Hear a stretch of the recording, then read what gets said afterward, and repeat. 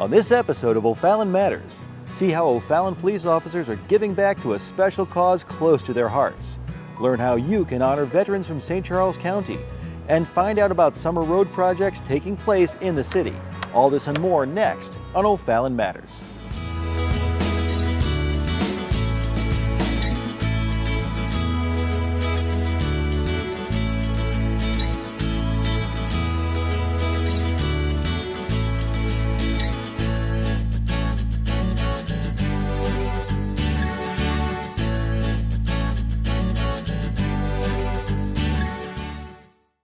Welcome to this episode of O'Fallon Matters. Enjoy the best in local, regional, and national entertainment at O'Fallon's largest festival of the year. Joe Meyer is here with a preview of the 2018 Heritage and Freedom Fest.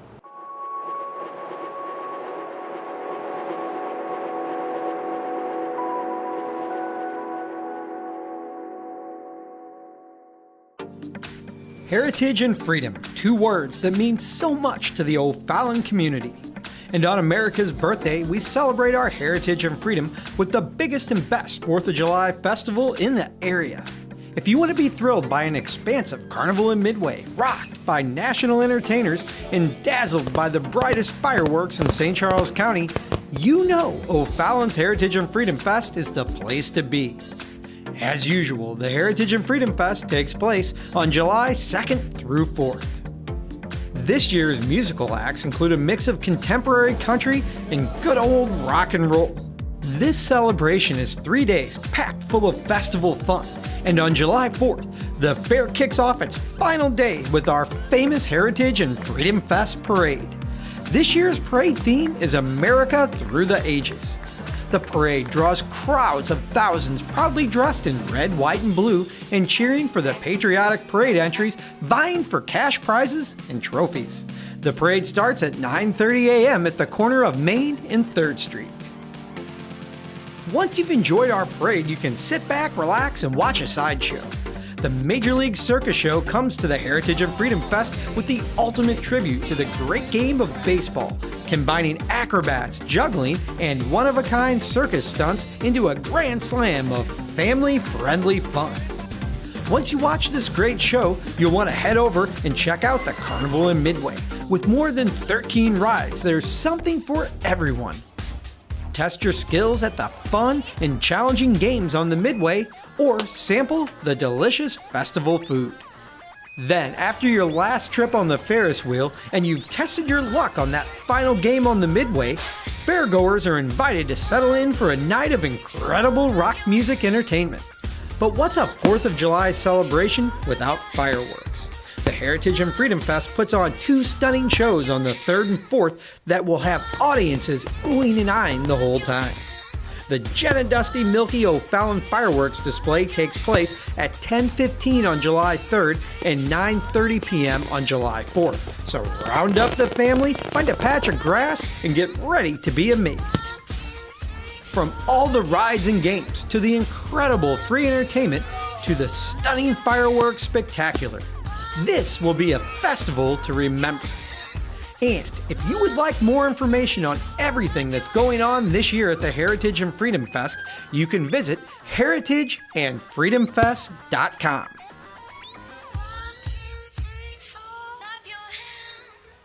Not long ago, O'Fallon's police officers took a jog down Main Street, but this is more than just for exercise. It was to help raise awareness and funds for a special organization. O'Fallon TV's Brett Fickus is here to tell us more about Special Olympics Missouri's Law Enforcement Torch Run. Special Olympics Missouri is a cause near and dear to the hearts of our O'Fallon Police Department.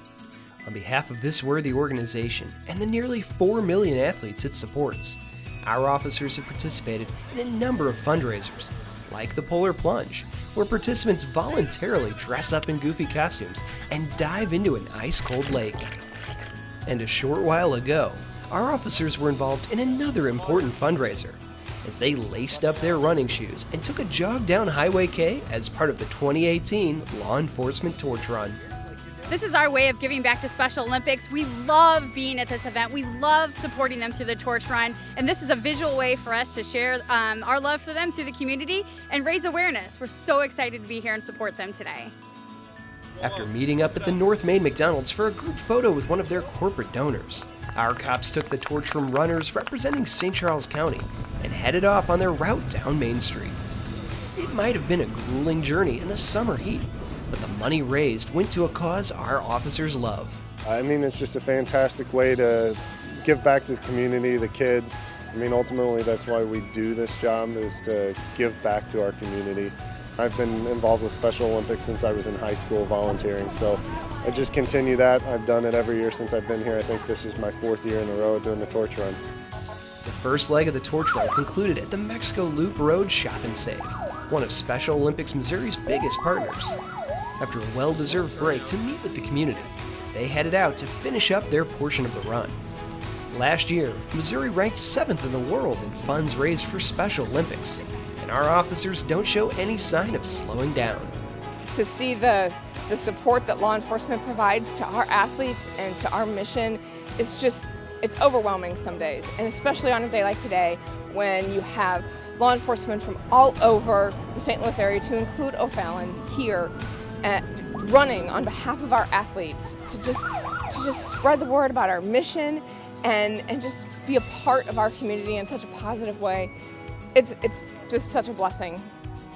Special Olympics Missouri is committed to promoting acceptance and inclusion of people with intellectual disabilities through year-round sports. If you'd like to help O'Fallon's officers support Special Olympics Missouri, check them out on social media at facebook.com/OFallonPolice. You'll get instant notifications of upcoming events delivered right to your newsfeed. Our officers were honored to be a part of the law enforcement torch run, and you can expect to see us supporting Special Olympics Missouri for years to come. A group of dedicated veterans and patriots are working to create a Veterans Museum in O'Fallon, and now they're looking for donations and stories from St. Charles County veterans. Watch this next segment to find out how you can help. Over the past century, St. Charles County and the city of O'Fallon have sent brave men and women off to military service to protect our country. Some of these veterans served in vicious combat, and others during times of peace. Through war and peace, county veterans will always hold a place in our hearts. A few years ago, World War II veteran Ralph Borelli had a vision to create a Veterans Museum in St. Charles County that would honor all those who served, with exhibits and personal reflections. Ralph searched around St. Charles County for a suitable building for his vision, and once the city of O'Fallon found out that Ralph needed help, they offered O'Fallon's Civic Annex building for the museum location. Then, in March of 2017, the O'Fallon City Council voted 10-0 to enter into a lease with the St. Charles County Veterans Museum. And ever since that time, progress has continued behind the scenes to get the museum up and running. The mission of the St. Charles County Veterans Museum is to inspire, inform, and engage residents of St. Charles County to honor the memories of county veterans who served the United States of America with patriotic valor. And the museum's committee is now looking for donated military items from local families who have a story. Every one of them has a story. Some are a little more difficult stories than others, and some aren't. But I think it would be a very interesting thing to be able to walk through and see how many veterans there are here. And the more that we can get, the better we are. If you have anything that you want to give to the museum, we'd be gladly take it off of your hands, but be sure and have a story that what you have will help us out, because an item just sitting there does not tell anything, but the story does. You're not going to walk out of here going, well, I saw some uniforms and some helmets and a hand grenade and a flag. You're going to go out here and say, man, I didn't know that story. That guy used to be my uncle's doctor. Or I never knew he did that with the city in addition to being a veteran. That's what we want. We want them to walk out of here seeing, understanding, knowing things that if they're a child that they will never get in school. Because this is more than memorabilia. I think it's going to be an experience. For more information on the St. Charles County Veterans Museum, you can go to stcharlescountyveteransmuseum.org. StCharlesCountyVeterans.com. And if you wish to meet and discuss the possibility of donating memorabilia from your St. Charles County family, along with creating a wonderful tribute to your special veteran, please text Jim Frayne at 314-780-1811. Families and kids and everything, grandkids can come and see what their grandparents, uncles, even their dads and wives went through. Freedom isn't free. There's sacrifices that have to be made to keep that freedom. We will hopefully have possession of the building probably mid-October of 2018, and our goal is to have an exciting opening in April. Stay tuned to future episodes of O'Fallon Matters to find out how the St. Charles County Veterans Museum is progressing. This museum is all about county residents coming together and appreciating our veterans through cherished stories of the past. Now that summer is in full swing, let's check in with our project management team to see what our crews are doing to improve your commute. Our Public Works Department puts a ton of time and effort into maintaining and improving our city roads, and for good reason. It's a big expense each year, but it's well worth it. Roads are the lifeblood of any city, and an investment in our infrastructure is an investment in our community. Our public roadway infrastructure is an absolute necessity in order to get people to work, to school, to their favorite leisure time activity. It's imperative that we continue to fund and improve our infrastructure in order to maintain the quality of life that everyone here in the city of O'Fallon has come to expect. One major project underway this year is the Wabash Avenue reconstruction. Residents and motorists might not even recognize this road when our crews have wrapped up work, as we're adding a sidewalk and storm sewers to the north side of the road, and reconstruction of the box culvert at Edlin Lane. Stage 1 of construction has begun and will conclude around mid-August, weather depending. Please note the road is currently entirely closed, so follow detour signs to navigate around the construction. Highway K is the most traveled route in the city, and our shared use path project will open up this major thoroughfare to bicyclists, walkers, and even people in wheelchairs. The project will provide a continuous path from Feisey Road in the middle of O'Fallon to Technology Drive in the south. Currently, construction has progressed to the Wild Winds Drive intersection, with work being done as quick as possible to mitigate the impact to residents. Once completed, this project will go a long way towards making O'Fallon a truly walkable, bikeable community. Our city's annual concrete program is also underway and is focused on repairing our city's lowest rated streets. With $1.5 million in the budget, our crews will be able to tackle roads across O'Fallon, like Turtle Creek and Bryan Valley. Some roads may be reduced to a single lane during repairs, but our crews are working diligently to minimize any disruptions to your commute. Here's a quick look at projects that are still ahead.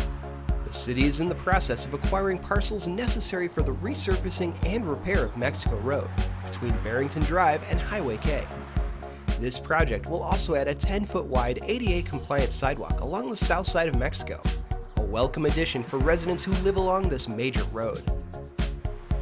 And big changes are coming to Hoff Road, as preliminary plans have been developed to widen the pavement, add paved shoulders, and even realign a portion of the roadway.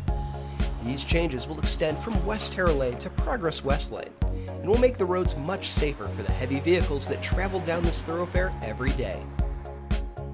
To follow along with the progress of any of these projects, head online to www.ofallon.mo.us/projects. This page also includes maps of affected areas, timelines for projects, and an easy way to sign up for project updates delivered right to your email. And remember, when you see our crews out in our city streets, please give them some room and drive carefully. Number one is, make sure the phones are put down. Let's not be on the phone talking, texting. It's also too imperative to observe the speed limits through those construction areas. As with anybody, those workers out there are somebody's family. They go home at the end of the day to family. We want to make sure they get there. So it's just, can't stress enough that it's imperative to pay attention and slow down to those work zones as it would be your own family out there working.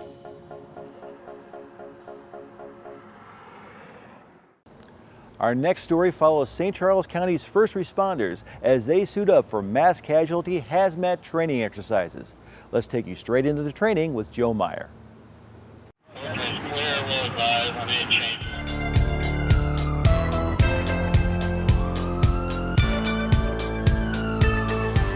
The St. Charles County Ambulance District, with support from Area Fire Protection Districts, just completed MCI hazmat training that took place throughout the month of May on the grounds of St. Charles Community College's School of Nursing and Allied Health. Close to 500 first responders participated in the training. We do mass casualty training like this once a year so that we get our first responders in the mindset to make decisions that affects the well-being of a group of people as opposed to maybe one patient or two at a time. Planners of the drill staged a major chlorine release with simulated toxic results. Yep, 2, 3. Today's scenario is based off of a carnival where there's a local pool nearby. A chlorine leak from the pool caused a bunch of the participants to be have inhalation injuries from the chlorine leak, as well as some traumatic injuries from being stompled as they're running away from the gas leak. So this really puts a different spin on it for the responders, having to think of the hazardous materials component before they enter a scene like this. Our first responders put clinical and critical thinking skills to the test while removing victims from an unsafe environment, decontaminating them, and relocating those impacted to safe locations. Teamwork and cooperation among several agencies is critical in a scenario of this magnitude. We run calls every day together, minor calls to major calls. When you really throw the big incidents in there where you have multiple jurisdictions, multiple fire departments, 20, 30 paramedics, 20, 30 firefighters working together, knowing how to do it together makes the incident run smoother and the mitigation of it come much quicker. MCI training events like this one help prepare our first responders for unintended scenarios, and citizens can rest easy knowing that these agencies are prepared for any emergency situation that may occur. Ready? 2, 3. St. Charles County is very prepared for large incidents. We've had a set of equipment in our county for several years to help in larger incidents like this: mass casualty trailers, disaster response equipment, mass transport capabilities. Most counties in our area don't have that level of response that we do. We're very fortunate out here to have a great group of emergency response personnel be ready for a bad situation. We've been doing these for years and years, and as the overall incident commander, I start as soon as I'm done with this, and I'll get my training coordinates, my training partners together. We'll start talking about next year immediately.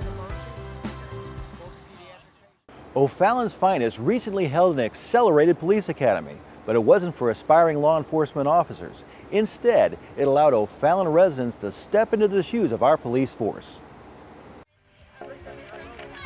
Our O'Fallon Police Department has always enjoyed a close relationship with the community they serve. At our Coffee with a Cup events at local restaurants and coffee shops, and our yearly national night out in O'Fallon's neighborhoods, you'll see dozens of residents gathered to chat with our officers, ask questions or trade stories, and learn a little more about the men and women who put on the uniform every day. But for some residents, this wasn't enough. They wanted to experience exactly what it's like to be a police officer in O'Fallon, and our officers were happy to accommodate them. For the first time ever in our new Justice Center, about 30 residents spent 6 weeks going through our Citizens Police Academy to get a better idea of what policing is all about. And our Citizen Police Academies make for a pretty action-packed month and a half. A lot of stuff happens. A lot of stuff happens. They get to come in, they get to learn constitutional law, they get to go on a 4-hour ride along.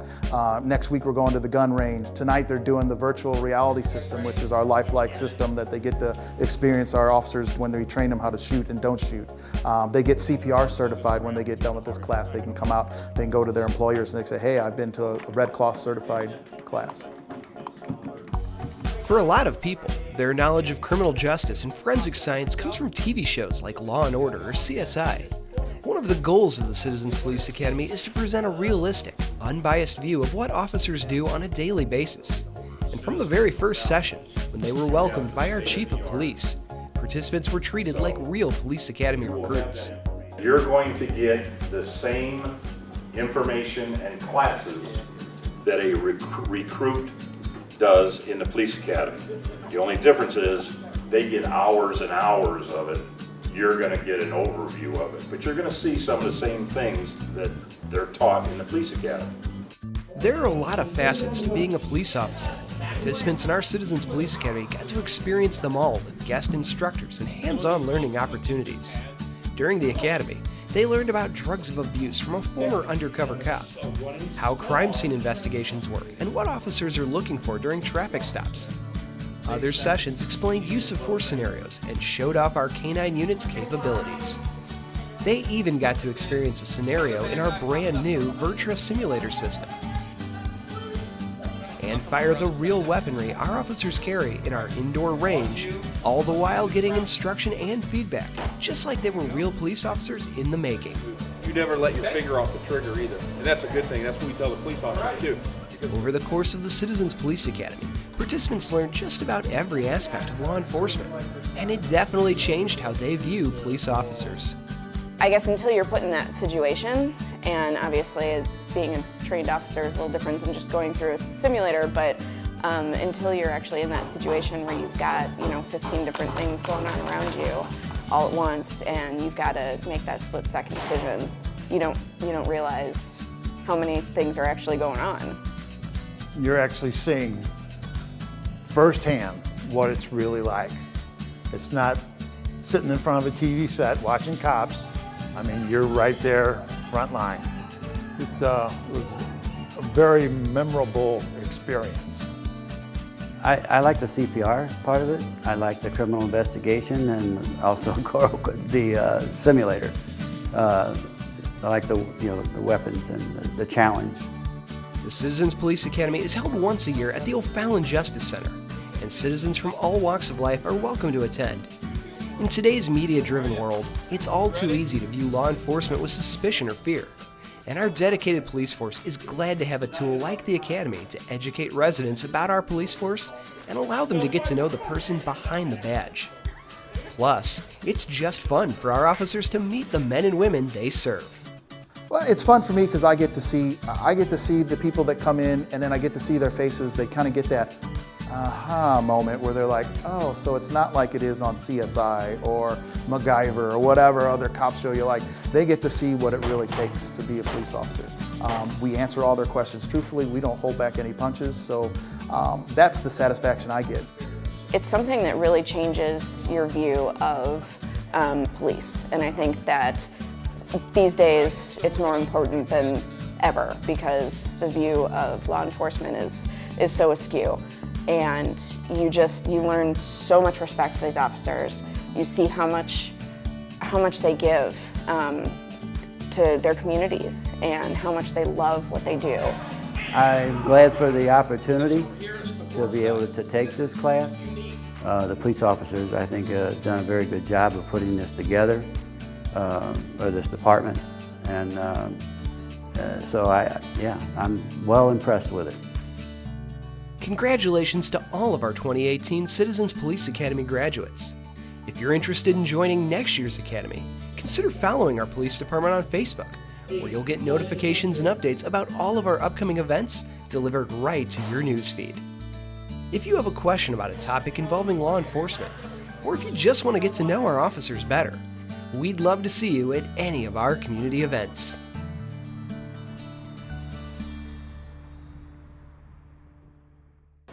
Thanks for joining us today. If you have a good story idea, let us know. You can email us at OFallonTV@ofallon.mo.us. And please remember to give back to your community because O'Fallon matters to all of us.